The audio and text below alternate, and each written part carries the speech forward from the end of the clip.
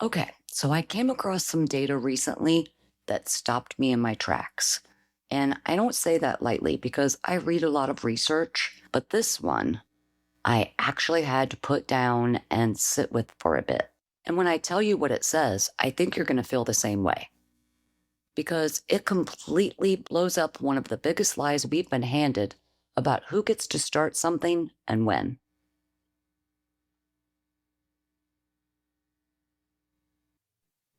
Hi, I'm Trish, and this is Just a Number, the podcast for women 40 and up who are ready to stop waiting and start building from everything they already know. Part business, part unlearning, part confidence reset. Because you're not starting over, you're evolving with intention. We're talking lived experience, career wisdom, passions, and hard-earned perspective, turned into content, courses, and offers that actually help people. We're not here to play by the rules. Let's build boldly, teach what we know, and make it count. Welcome to Just a Number.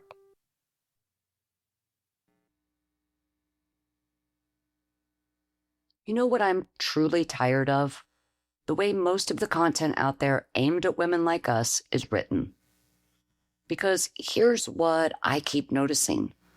Whether it's a course or a podcast or a coaching program or an ad on Instagram, so much of it is built on one assumption, that we're doing this because something fell apart, because the job disappeared, because the career stopped fitting, because the kids grew up and we're trying to figure out what's next, because we got passed over one too many times and finally had enough. And I want to be really careful here because for some women, that is the story. And that's real and a completely valid reason to start something new. But it's actually not the majority of the picture, not even close. And the data that we're going to look at backs that up in a way I find really exciting. Because when you actually look at why women over 40 start something of their own, and someone did the research, the number one reason isn't desperation. It's, I always wanted to. It's a passion or a purpose. It's finally having the conviction and the space and the nerve to go after something that's been living in the back of your mind for a long time. And that changes everything because there is a massive difference between building something from a place of fear and building something from a place of knowing. One of those is reactive and the other one is intentional.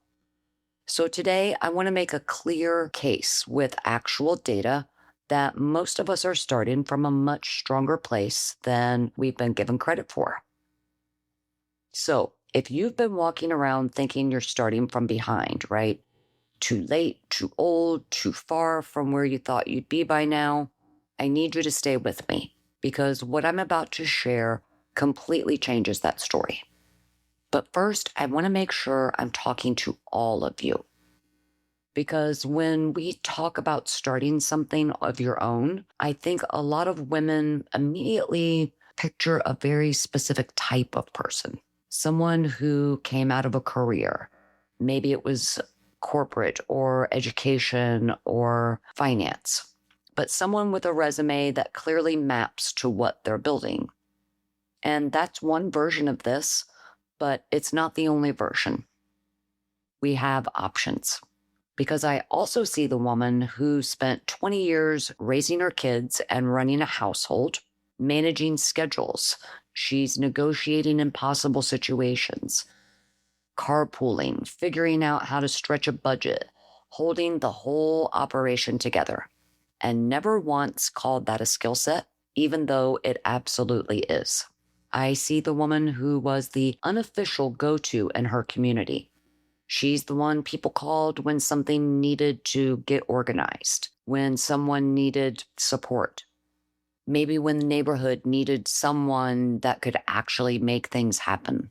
Never had a title for it, never got paid for it, but built something real. I also see the woman who went through something hard. Maybe it was a health crisis, a divorce, a loss of some sort, or a complete reinvention of themselves and came out the other side knowing things that other women are still in the middle of desperately needing to learn. I see the woman who has a passion, something that she's been doing for decades just because she loves it, because she's gone deep on it, because it's hers, who's never once thought of it as something worth building around, even though people ask her about it constantly. All of you. This episode is for all of you, because here's what those stories have in common. Every single one of them is built on decades of real, lived knowledge and expertise. Knowledge and expertise that took time to accumulate, that can't be fast-tracked or studied in a book. The kind of knowledge and expertise that only comes from actually showing up and doing the thing day after day, year after year in the real world. And that's really the foundation of everything we're going to talk about today. You don't need a resume that maps neatly to what you want to build. You need the thing you know so well it feels second nature. The thing people come to you for. The thing you've been doing your whole life without anyone ever putting a dollar sign on it. It all counts. Okay, now I want to get into the data. And I want you to really pay attention to this because I think this might be the most validating thing that you've heard in a long time. Harvard Business Review did a study, and not a small one. They analyzed 2.7 million business founders. That's not a sample. That's actually a mountain of evidence. And here's what they found. 50-year-old entrepreneurs are twice as likely to build a successful startup as 30-year-olds. And 60-year-old founders actually outperform 20-somethings. Let's just sit with that one for a second. Twice as likely. Not a little bit more or marginally better, twice as likely. And then there's this. The average age of a successful entrepreneur is 42, not 25. So the age that our culture has decided is the beginning of too late, well, Harvard's research on 2.7 million founders says it's actually the beginning of our peak. And that's not motivational spin, that's data. And I want to be really clear about why I find this so exciting. It's not just because it's a feel-good stat. It's because it completely dismantles the story that we've all been told. The story said the window closes, that the people with the best shot are the young ones with, the fresh ideas and the hustle mentality and the time to fail fast and pivot. Harvard looked at 2.7 million founders and said, nope, that's not what the evidence shows. So why do the numbers look this way? Let's talk about it, because I don't think it's an accident. You know your audience because you are your audience. So when someone in their 20s builds something, they're guessing to a large degree. They might be running surveys or testing assumptions. They're trying to figure out what their person actually needs. When you're over 40 and you're building something for women at a similar point in their lives, you've lived the problem. You know exactly what it feels like from the inside. Not theoretically, but actually. And that's a huge advantage. That is years of lived data that literally can't be bought. It's baked in. You also have pattern recognition that no one can fast track. Now, by this point, you've seen enough cycles, whether it's in work, relationships, and how things actually play out versus how they look on the surface, to know what's real versus what's noise. You've watched trends come and go. You've seen what holds and what doesn't. That kind of judgment is built over decades, and it shows up in every single decision you make when you're building something. You're less likely to blow it on the wrong things. And so the research also shows that women over 50 who start something face fewer financial challenges than younger women entrepreneurs. That's because they're more deliberate and strategic. They're not busy chasing every shiny object or trying to pivot every 6 weeks because someone online tells them they need to. They're building with purpose, and that matters more than most people realize. You're also done performing. This one is my personal favorite. Most women I know who are over 40 have significantly less patience for the performative stuff. So we're done with the pretending, the shrinking, the constant asking, am I credible enough? Am I polished enough? Am I enough? It's a spiral that we go through. A lot of us have gotten past that, maybe not completely. I know it still shows up for me every now and then, but more than we were. And that willingness to just show up as the actual version of yourself with directness, that's a brand voice. That's what makes content feel real in a space that is absolutely drowning in polished and manufactured. The online world doesn't need another perfectly curated social media post. It needs you. It needs the actual, unfiltered, been through it version of you. The culture spent 20 years telling us we're past our prime. Harvard spent years studying 2.7 million founders and came to a completely different conclusion. I know whose data I'm going with, and I think you do too. Now, I want to go somewhere a little bit deeper, and just stay with me here because this is important.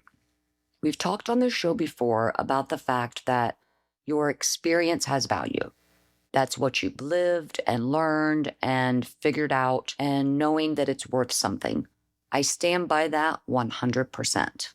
But today I want to push just one layer past that, because it's not just that your experience has value, it's that your specific combination of everything you are, right? Everything you've done, everything you've been through, everything you care about, the specific way you see the world, and your ability to explain things and connect dots across a lifetime of paying attention.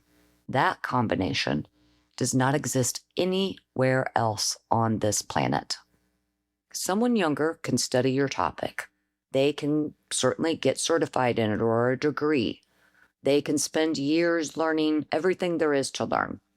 But these are things that you already know inside out. What they cannot do is replicate 40 plus years of living it. Think about what that actually includes. The specific work you've done, whether that was in an office or a classroom, a kitchen, or a hospital, or maybe a volunteer organization.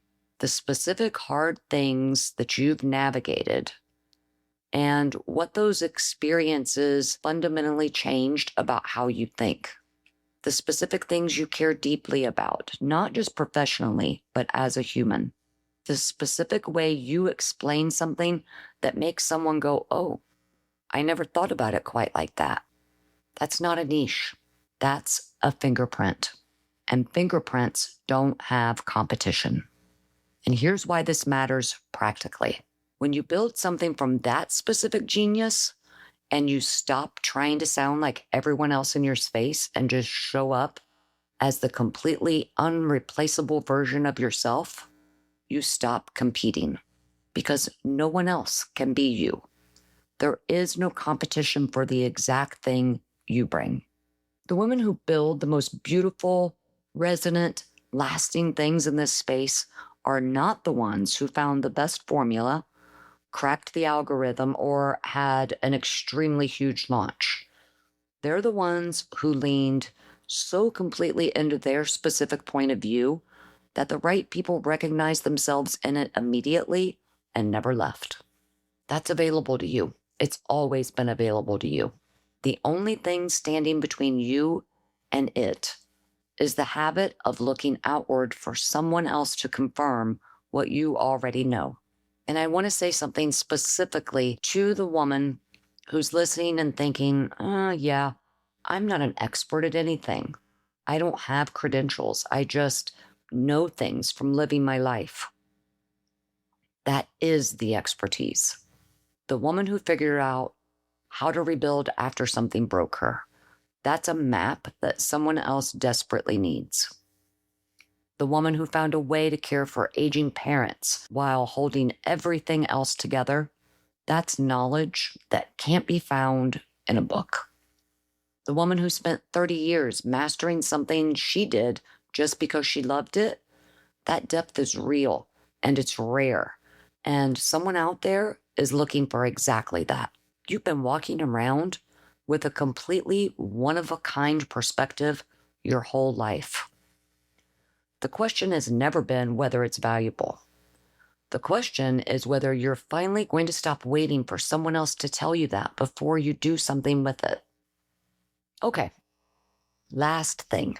For most of the women listening right now, a significant portion of your life has been spent shaping yourself to fit someone else's structure, their schedule, their definition of what good looks like, of how you should be producing and how you should be showing up. Maybe it was a corporate structure. Maybe it was the family, the institution, the systems that said, here are the rules, fit yourself into them, and maybe if you're good enough and patient enough and quiet enough, you'll be rewarded. And some of you were rewarded, and some of you did everything right and still got passed over, still got capped, still got told directly or indirectly that there was a ceiling on what someone like you could expect. And some of you poured everything into raising kids, supporting a partner, caring for parents, holding communities together. And the reward was largely invisible, unpaid, and sometimes even taken for granted. And I'm not here to be bitter about any of these things. That's real life. But here's what I want you to understand. That time is over. And building something of your own is the first time, maybe in a very long time, that you get to design the whole thing around who you actually are. This means you get to decide what you share and what you build, not what's marketable or what's trending right now. What actually excites you? What could you talk about for hours without ever checking the clock? What have you been doing so long it's just become part of who you are?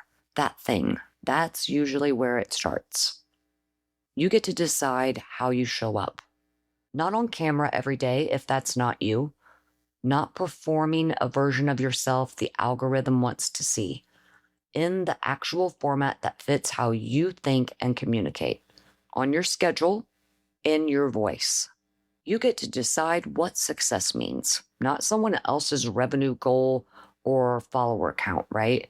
Not a definition of made it that was built for someone else's life, but the actual work that makes you feel like yourself. The actual contribution that feels like it matters. And here's something else the research backs up. Older entrepreneurs consistently choose well-being over hustle. That means they're more deliberate about what they take on. They are actively prioritizing fulfillment over grinding. And that's not settling. That is the wisest possible way to build something that actually lasts. You spent years, maybe decades, being excellent inside structures that someone else built. Now you get to build your own. And here's what I know about you. You already know what a good structure looks like. You've been working inside bad ones long enough to be able to recognize exactly what needs to be different. That's everything. You finally get to build something that fits you instead of spending one more day bending yourself into something that was never designed with you in mind. So here's what I hope that you take away from today's conversation. You're not here because something broke. You are not a plan B, and you are not behind. You're here because you have something worth sharing that literally no one else on this planet can replicate. Because the research says you are statistically in your strongest years for this.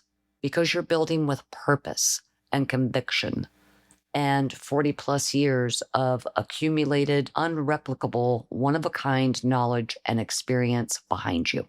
Whether that came from a career or a calling or a hard road or a passion that you've been quietly devoted to for decades, it all matters. And someone out there is waiting for exactly what you have. The only thing left is you deciding to stop waiting for permission, because that's not coming from the outside, and you've never really needed it. You're not starting because you have to. You're starting because you finally can. And those two things produce completely different outcomes. So go build the one that's been waiting for you. Thanks so much for hanging out with me today. If this one landed for you, and I really hope that it did, please follow the show so you don't miss what's coming. And if you know a woman who needs to hear this, send it to her. That's how we find each other out here. I'll see you in the next one.